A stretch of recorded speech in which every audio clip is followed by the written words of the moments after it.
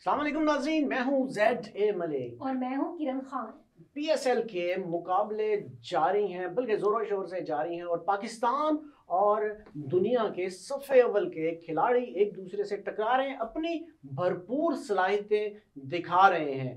किरण, क्या कहती हैं आप? आज PSL के हवाले से मुकाबले तो जारी हैं और आपने देखा कि बाज़ खिलाड़ी जिनसे हमें अच्छी तवक्को थी कि ज़्यादा अच्छी परफॉर्मेंस दिखाएंगे, वो तो नहीं दिखा रहे, लेकिन दूसरे खिलाड़ी जिनसे तवक्को नहीं थी वो ज़्यादा अच्छी परफॉर्मेंस दिखा रहे हैं। बिल्कुल ऐसा ही है ZA मलिक साहब। मैंने जो है PSL के हवाले से जो लोगों का जज्बा देखा है और शायकीन भी इससे काफ़ी महसूस, और खिलाड़ियों का जो जज्बा है वो तो आपको दिखाई दे रहा है। और ये बात तो बड़ी मतलब अजीब लग रही है कि भाई जिन लोगों से उम्मीद है, जिन खिलाड़ियों से उम्मीद है, और वो उम्मीद पे पूरे नहीं उतर पा रहे। इसी हवाले से आज बात करेंगे। हमारे साथ स्पोर्ट्स एक्सपर्ट्स मौजूद हैं, मुश्तबा हसन, और इन्हीं के साथ मौजूद हैं हमजा अयाज। और PSL की इस खुसूसी प्रोग्राम में मैं आपको अपने और मलिक साहब की जानिब से खुशामदीद कहती हूँ।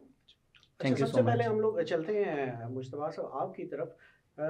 मुकाबले तो जारी हैं और PSL जो है वो इस वक्त हम अगर कहें कि कुछ ऐसे नताइज की तरफ जा रहा है जो हमें उनकी तवक्को नहीं थी। मिसाल के तौर कल का मुकाबला जो था वो बड़ा ही अहम मुकाबला था, लेकिन इसके बावजूद वो हार गए। किस नज़र से देखते हैं उनकी इस हार को? बिल्कुल लाहौर कलंदर्स जो है वो अपने तीनों मैच हार चुके हैं, लेकिन लाहौर कलंदर पिछले दो जो टूर्नामेंट था उसमें बड़ा अच्छा परफॉर्म किया और टूर्नामेंट विनर था।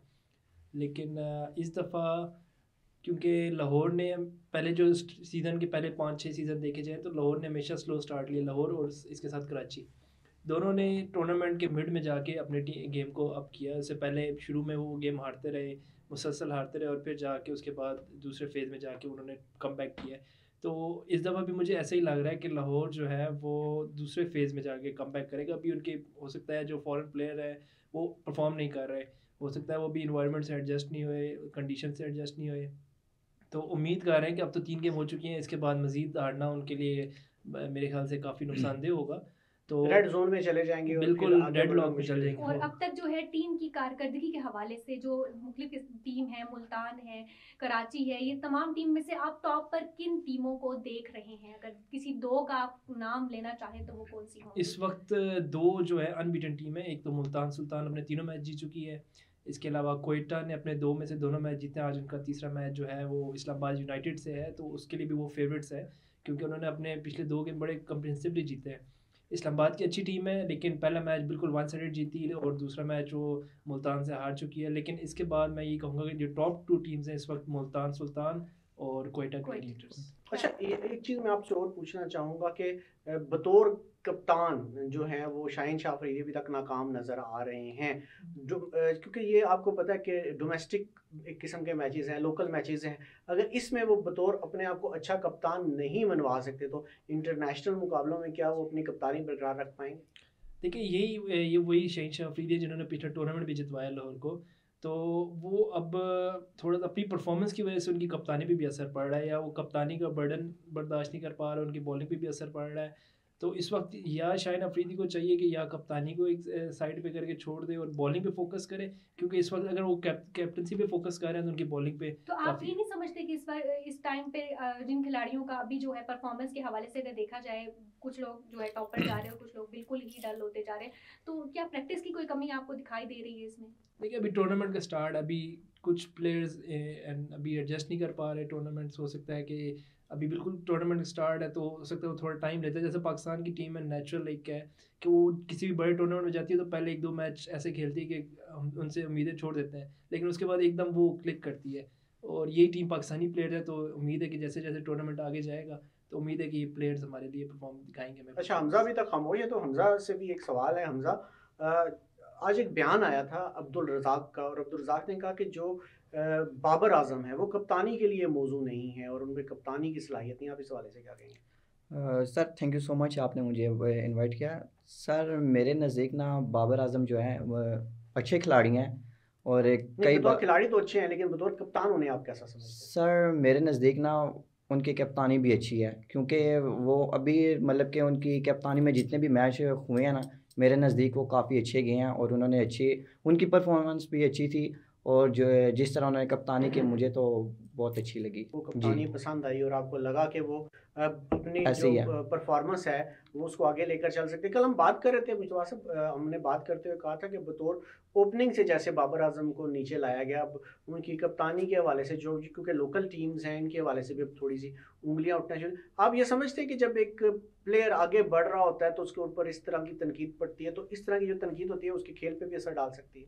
बिल्कुल एक्स्ट्रा प्रेशर दिया जा रहा है इस वक्त बाबर आजम पे। एक तो उनसे परफॉर्मेंस तो हो रही है उनकी ऑलरेडी, उनके हर मैच में 40-50 स्कोर होता है, ऐसे लेकिन उनको स्ट्राइक रेट पे जो तनकीद का सामना है, उसके बाद उनकी जो कप्तानी उनसे जिस तरह पहले दी गई तीनों फॉर्मेट्स में, फिर तीनों फॉर्मेट्स से उनसे वापस ले ली गई। हालांकि टीम की परफॉर्मेंस इतनी भी बुरी नहीं थी कि बाबर आजम पे तनकीद कीजिए, उनकी अपनी परफॉर्मेंस गो के अच्छी थी, लेकिन वो टीम की परफॉर्मेंस भी नॉर्मल थी, कोई बहुत बुरी नहीं थी कि जिस पे कहा जाए कि उनको हटा दिया जाना चाहिए था। बहुत जल्दी हटा दिया मेरे ख्याल से। और एक इनएक्सपीरियंस कप्तान जो कि शहीन शाह अफरीदी है, उनको डोमेस्टिक की परफॉर्मेंस की बेस पर मेरे ख्याल से उनको कप्तानी दी गई है, तो ये चीज़ पाकिस्तान को वर्ल्ड कप में मेरे ख्याल से नुकसान देगी, मसाइल की तरफ लेके जा सकते मसाइल हैं की हम तरफ इसको समझ सकते हैं। कोयटा आप ग्लैडिएटर्स समझ तो लें है, कोयटा ये ऐसे ही है, ग्लैडिएटर बेहतर खेल रही है। ऐसे ही है सर। ठीक है। और मुझे उनके जो आपको खिलाड़ी हैं अगर वो मैं भी ये ज़रा अच्छे कहूँगा लगे। कोयटा ग्लैडिएटर को इस टूर्नामेंट की सबसे जो है मुतासिर कौन या अच्छी या टॉपेस्ट टीम कहा जाए तो आप इसे एग्री करेंगे या नहीं? ऐसे ही है सर, क्योंकि मैं असल में मुझे वहाँ देखा जाए तो उसके बैटर्स भी अच्छे हैं, जिसमें बिस्मिल्लाह खान है, सऊद शकील हैं और रिले रूसो जो बहुत अच्छे बैटर्स हैं, तो मुझे तो लगता है कि इनको ऐसे टॉप टीम और कहना बॉलिंग के चाहिए। हवाले से आप क्या कहेंगे कोयटा बॉलिंग की बॉलिंग? बॉलिंग के वाले से सर बॉलिंग भी इनकी अच्छी है, जिसमें मोहम्मद आमिर हैं, और उसके अलावा अगर देखा जाए तो आदिल नाज वो भी अच्छे बॉलर हैं मेरे नज़र। हसनैन भी है, बड़ी स्पीड मोहम्मद दिखा रहे हैं हसनैन उनका ऐसे ही है, बिल्कुल ऐसे अच्छी ही है। स्पीड जा रही है। और इसके अलावा उनके पास वसीम जूनियर है, ऐसे ही है। वसीम जूनियर की बॉलिंग भी बहुत अच्छी है और उनका अटैक पीस भी अच्छा है। तो आपकी नज़र में कोयटा ग्लैडिएटर को आप सबसे फेवरेट मेरे ख्याल ऐसे से ही करार है, देना ऐसे ही है चाह रहे हैं। सर। अच्छा, अगर दूसरे नंबर पे अगर आपसे पूछा जाए दूसरे नंबर पर फेवरेट टीम आपकी कौन सी है तो आप इसे किसे करार देंगे? दूसरे नंबर पर अभी तो देखा नहीं, क्योंकि कोयटा अलावा है, और बाकी अगर उसके बाद कोई बाई चांस अगर आ जाए तो फिर इस्लामाबाद ही आ जाती है। इस्लामाबाद और ऐसे ही। शादाब। और लेकिन शादाब के हवाले से वसीम अकरम का एक बयान आया है मुश्तबा साहब, उनका बयान ये था कि शादाब ने जिस तरह पहले बैटिंग की और उन्होंने बड़ा अच्छा स्कोर किया तो उनका नंबर ऊपर होना चाहिए था, वो इतना लेट जो उन्होंने नंबर रखा उस पर वसीम अकरम साहब को बड़े तहफ़्फ़ुज़ात थे। शादाब खान एक नेचुरल बैट्समैन तो नहीं है, वो तो एज अ लेग स्पिनर आया था, लेकिन आप ही उसे अच्छा ऑलराउंडर भी करार दे रहे थे। अच्छा ऑलराउंडर है, लेकिन सिर्फ डोमेस्टिक फॉर्मेट में। इंटरनेशनल में वो मेरे ख्याल से ऑलराउंडर नहीं, सिर्फ एक बॉलर के तौर पे खेलना होता है उसको। तो इस तरह मेरे ख्याल से शादाब खान जो है, तो मैं ये कुछ समझ रहा हूँ कि जैसे आप कह रहे हैं कि तुक्के में चल गया, आप आगे मुश्किल है। डोमेस्टिक में हो सकता है वो 100 भी T20 में 100 भी कर जाए, लेकिन इंटरनेशनल मैचेस में वो सिवाय एक दो क्या परफॉर्मेंस मतलब डोमेस्टिक में पिचेस बहुत आसान होती है या बॉलर बड़े आसान में होते हैं? प्रेशर नहीं होता आप पे। डोमेस्टिक में आपको फ्री हैंड होता है, आपको पता होता है इंटरनेशनल मैच नहीं है, डोमेस्टिक में एक दो गेम हार भी गए तो इतना कोई प्रेशर नहीं होता। आप दूसरा वो कप्तान है खुद, तो वो इस चीज़ का भी थोड़ा सा उसको एडवांटेज है इस चीज़ में डोमेस्टिक फॉर्मेट में। और मेरे ख्याल से PSL एक ऐसी चीज़ है जिसमें अब वो कोशिश कर रहा है कि अपनी परफॉर्मेंस शो करे और आगे टीम में जगह बनाए, क्योंकि इस वक्त उसकी जो टीम में जगह है वो ख़तरे में है। टीम में अच्छा, जरा बिल्कुल मुश्तबा, ये जो मुल्तान सुल्तान और कोयटा ग्लैडिएटर्स, अगर इन दोनों का फाइनल हो आपस में, अगर इनका मैच होता है PSL का, तो आप क्योंकि दोनों बहुत टॉपेस्ट हैं, दोनों कारकर्दगी में भी अच्छी हैं, आपने बताया, तो अगर दोनों साथ में खेलेंगी तो जीत किसके नाम होगी? इससे पहले प्रेडिक्शन मांग रही है आपसे। हाँ बिल्कुल, प्रेडिक्शन रोबन लीग में पता लग जाएगा, जब दोनों टीमें एक साथ खेलेंगी आमने सामने होंगी तो पता लग जाएगा कैसा परफॉर्म करती हैं। लेकिन अगर फाइनल में आएगा तो मेरे ख्याल से जो कोयटा है उनका कैप्टन रेली रोसो, उसका तजर्बा काफ़ी काम आएगा वहाँ पे वो उसके तजर्बे की बुनियाद पे मेरे ख्याल से कोयटा को थोड़ा सा एज होगा। और हमजा आप क्या कहते हो अगर मुल्तान सुल्तान सामने आ जाए कोयटा ग्लैडिएटर? तो सर पहले तो दुआ ही करनी चाहिए कि कोयटा जीतना चाहिए। मुझे अच्छा, भी बड़ी आपकी जो वो मुझे लग रहा है कि आपका बड़ा लगाव है इस टीम ऐसे ही है। और सर मुझे लगता है कि वाकई में इन भाई की भी बात ठीक है कि रेले रोसो वो वाकई में कुछ करेंगे, तो मुझे उम्मीद है वो इनसे। कुछ क्या होगा? वो कुछ सर अब मैच में ही पता चलेगा। अच्छा मैंने कहा फील्डिंग अच्छी जी। करेंगे, कप्तानी अच्छी करेंगे या बैटिंग बहुत अच्छी बैटिंग करेंगे? अच्छी करेंगे सर। अच्छा, वो कुछ बैटिंग बैटिंग मेरे ख्याल से ऐसे ही। उनका कप्तानी का जो तजर्बा होगा, जो उनका एक्सपीरियंस होगा पूरे इंटरनेशनल मैचेस का, वो बहुत काम आएगा। ऐसे ही है। ज़बरदस्त बात आपने की। अच्छा, आप अगर मैं आप दोनों से बारी बारी एक सवाल पूछूंगा, अगर आप लोग मैं ये कहूँ कि जितनी भी टीमें उनमें से अगर मैं कहूँगा सबसे बेस्ट कैप्टन आपकी नज़र में कौन है, जो समझते हैं कि यार ये वाकई कप्तान होना चाहिए, तो ये कप्तानी का सबसे अच्छा अदा करता है तमाम टीमों? सबसे पहले मुश्तबा साहब आपसे मैं पूछूंगा ये बात। मेरे ख्याल से किसी भी टीम के जो डोमेस्टिक हमारी फ्रेंचाइज है उसमें लोकल कप्तान होना चाहिए था। जैसे कि कोयटा ने किसी यंगस्टर सऊद शकील को वाइस कैप्टन बना दिया और रेली रोसो को जो बनाए कैप्टन बना दिया। तो मेरे ख्याल से अगर देखा जाए तो ओवरऑल इस वक्त शादाब, रिजवान और बाबर और रेली रोसो, इन सब के दरमियान अगर देखा जाए तो रेली रोसो मेरे ख्याल से काफ़ी तजर्बेकार है और वो बेहतर कप्तान आप बेहतरीन कप्तान कप्तान यानी बाबर आजम से भी बेहतर, शाहीन शाह अफरीदी से भी बेहतर। बिल्कुल, शाहीन शाह अफरीदी, क्योंकि ये देखिए हमारे नेशनल कैप्टन है ये लोग, ये नेशनल है, लेकिन इनका तजर्बा भी मैं 4-5 1-2 मैच इससे ज़्यादा नहीं है। टेस्ट मैच का तो बिल्कुल भी नहीं है, शाहीन को भी नहीं है, शादाब को भी नहीं है, लेकिन रोली रोसो जो है वो काफ़ी अरसे से खेल रहे हैं। हम सोचे तो बाबर आजम को तो है, बाबर आजम का कप्तान का तजर्बा है, लेकिन वो इतने कामयाब कप्तान है। यानी आप वही बात कर रहे हैं जो अब्दुल रज़ाक ने कर दी। बिल्कुल, मैं भी यही कहने वाली थी। बिल्कुल, कप्तान ठीक है, बहुत अच्छे भी नहीं है, बहुत बुरे भी नहीं है, लेकिन ये है कि रेली रोसो के मुकाबले में अगर देखा जाए तो वो मैं उनको उस लेवल की कैप्टनसी नहीं है उनकी।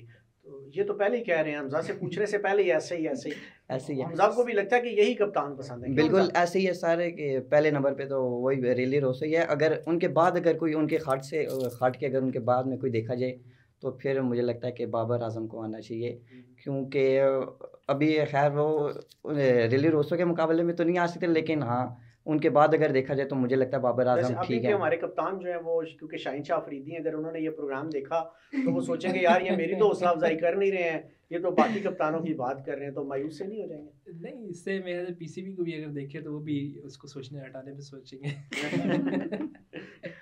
तो मैं समझूं कि ये जो मुकाबले जा रहे हैं, क्योंकि खेल हमेशा सेहतमंद रुझानात को लेकर आते हैं और खेल जो है वो हमेशा जो होते हैं इंस्पायर करते हैं, आम लोगों को इंस्पायर करते हैं। इस तरह के टूर्नामेंट्स का होना आपके नज़दीक, पीएसएल का होना, जैसे कि आपको पता है कि इंडिया आईपीएल कराता है बहुत बड़ा, पाकिस्तान कराता है, इस तरह बांग्लादेश प्रीमियर लीग भी होती है बीपीएल, तो क्या समझते हैं कि इन लीग्स के आने से नए टैलेंट को कितना फ़ायदा हो? बहुत फ़ायदा होता है मेरे ख्याल से। पाकिस्तान की जो पिछले T20 परफॉर्मेंस देखी जाए तो वो उनको यहाँ से काफ़ी अच्छे प्लेयर्स मिले हैं। लाहौर कलंदर का खास इनिशिएटिव जो है, इन्होंने जो टैलेंट हंट प्रोग्राम किया है, इसकी वजह से पाकिस्तान क्रिकेट को बहुत फ़ायदा हुआ। मेरे ख्याल से हारिस रऊफ देख लें आप, वो इसी टैलेंट हंट की वजह से आया। अभी ख्वाजा नाफे जो है नया प्लेयर, वो भी इसी टैलेंट हंट, उसका कोई फर्स्ट क्लास कैरियर नहीं है।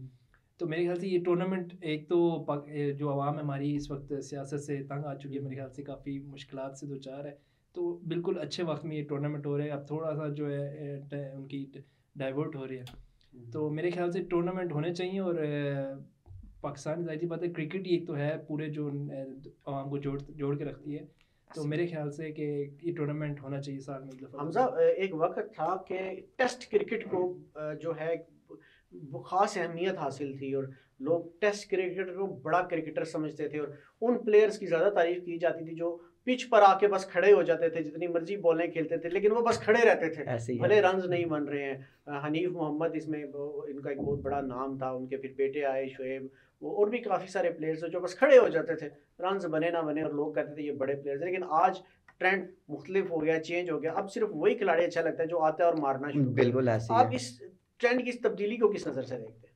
सर असल में देखे मैदान में आए और फिर बंदा यूं खाली जाए, मुझे तो नहीं लगता कि उसको वापस घर भी जाने देना चाहिए। हाँ मतलब कि अब आए हैं तो कुछ ना कुछ करके ही जाएं, और अगर थोड़ा होता है तो वो भी गुड है, वो रन्स हैं। बिल्कुल ऐसे ही है, खड़े नहीं रहना, खड़े नहीं रहना सर। और जब आए हैं तो फिर बंदे को बताना भी चाहिए कि हम लोग किस लिए आए हैं, और मुझे लगता है कि जब मैदान में आ जाएं तो फिर हमें अच्छे से अच्छा करनी चाहिए कोशिश कि हम अच्छे से अच्छा खेलें। हमजा कहते हैं जी हम जब ग्राउंड में उतर जाएं तो फिर बहुत सारे रन्स समेट कर लेके जाने चाहिए, जैसा कि बाबर आजम कर रहे हैं, और उन्होंने वर्ल्ड रिकॉर्ड कायम किया, सबसे तेज 10,000 रन्स किए। और आजकल उन्हीं खिलाड़ियों को ज़्यादा अहमियत दी जाती है जो तेज़ खेलते हैं, फास्ट खेलते हैं, और पीएसएल जैसी जितनी भी लीग्स होती हैं उसमें भी वही प्लेयर्स कामयाब होते हैं जो तेज़ खेलते हैं और जिनका बल्ला जो है वो शाहिद आफरीदी की तरह मुसलसल चलता रहता है। नाज़रीन, आपने आज का प्रोग्राम देखा, पीएसएल के हवाले से और भी बड़ी सारी बातें हैं, बड़ी सारी खबरें हैं, कुछ अंदर की खबरें अगले प्रोग्राम में डिस्कस करेंगे, उन पर बात करेंगे जो आप जानना चाहते हैं। इसलिए अगले प्रोग्राम तक के लिए मुझे और किरण खान को दीजिए इजाजत। अल्लाह हाफिज।